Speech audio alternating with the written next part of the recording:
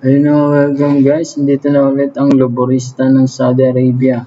Magbabox naman tayo ngayon ng mga regalong dala ng customer.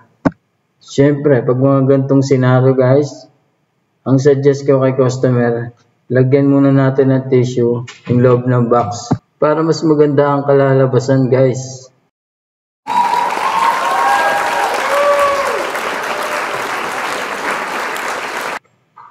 At naglagay na rin ako ng shredded paper sa loob ng box.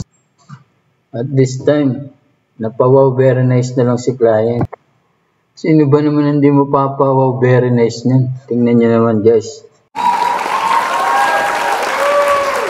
Papasok ko na pala dito guys yung mga gift na galing kay customer. Kumot, mug, coffee, at isang special na regalo. Sa tingin ko parang gold. Pinag-i-prep niya muna kasi bago ilagay sa loob ng box. At sa wakas guys, malapit na matapos. Konting mekos-mekos na lang. At sa mga time na to, tatakpan ko na para malagyan na natin ng ribbon. Kulay blue nga pala yung napiling ribbon ni customer. Konting ikot-ikot, konting gapit-gapit. At eto na.